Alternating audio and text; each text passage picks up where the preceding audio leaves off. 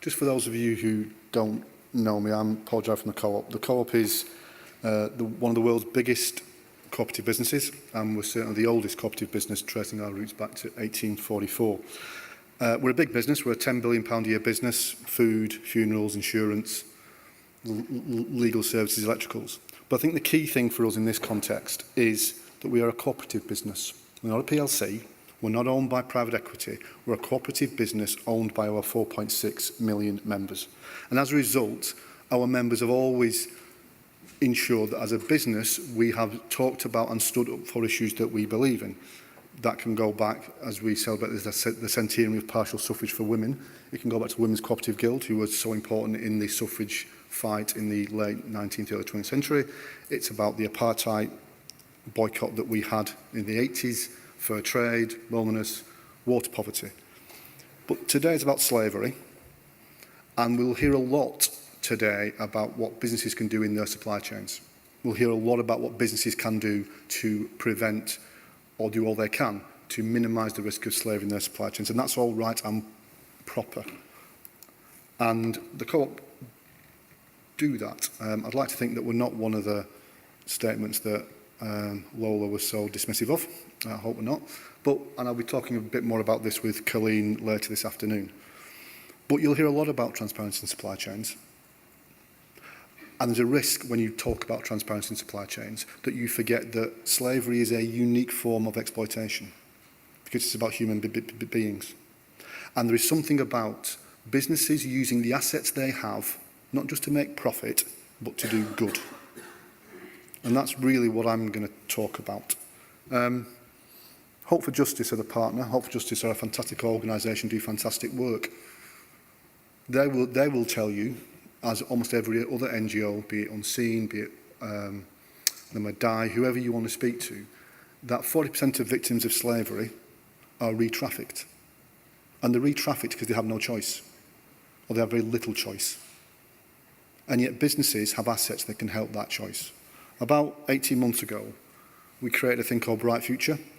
Bright Future was a partnership between ourselves and City Hearts, who are a charity in the north of England.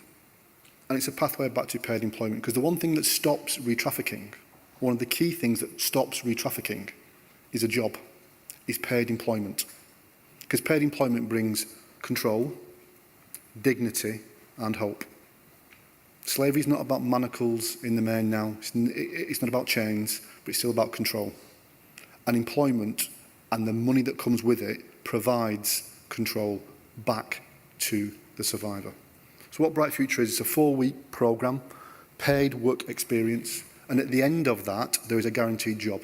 As long as the person can do the job, they get a job. That's a business asset. We employ people. Let's use that asset for something more meaningful, more than just making profit. Others have assets. Burberry make fantastic clothes. What asset do they use? Their seconds are given to charities who support victims of slavery so that they can actually feel great when they go to court or for a job in interview.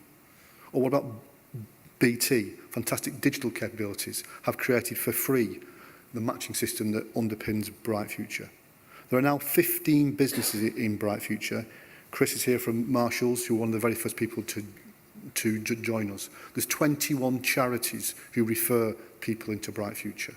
Bright Future will deliver more than 300 jobs in the coming year or two for victims of slavery, helping them to become survivors.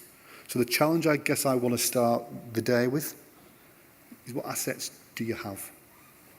What assets have you got that can be more than just making profit when you're dealing with this issue? The other asset we've got is, as a result of Bright Future, we've got a bit of profile. We're the only British company ever to win the Stop Slavery Award. We've been invited to the UN, etc. And that's all nice, and that's great for the people who work in the Co-op, because we've worked very hard. But it also gives you another asset. It gives you a voice that you can use. As businesses, you will have voices that will be heard.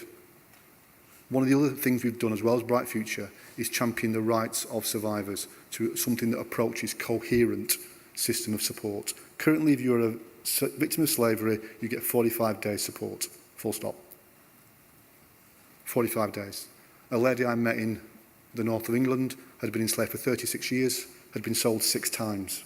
And for that 36 years, she got 45 days support. So the other asset that we have is our public voice and how we can help survivors of slavery. VT means play the video, I guess.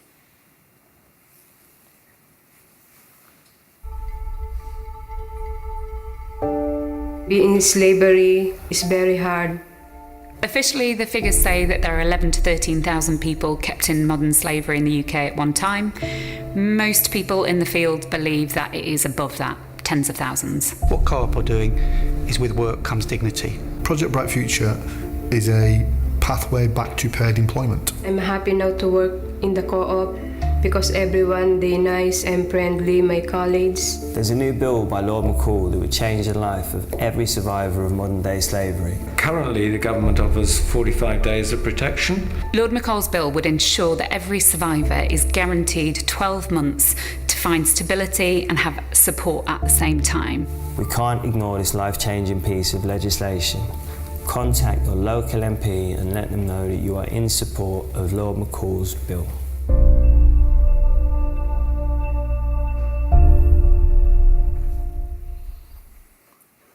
Lord McCall's bill is currently awaiting second reading in the Commons, should happen sometime in November. I say again, you've got assets, you've got employees, you've got customers, you've got supply chains. If you were to get a fraction of those people to apply pressure to parliamentarians, victims of slavery might well get more support than they currently get. Hashtag #FreeForGood, www.freeforgood.org. Takes you 3 seconds, you write to your MP, ask them to support the bill. I guess my takeaway from this for you all, I hope, is, aside from doing what you should do, and it cannot be a hugely high bar to try and prevent slavery in your supply chains, it's not a terribly high bar. What else can you do with the assets you have as a business to help survivors of slavery?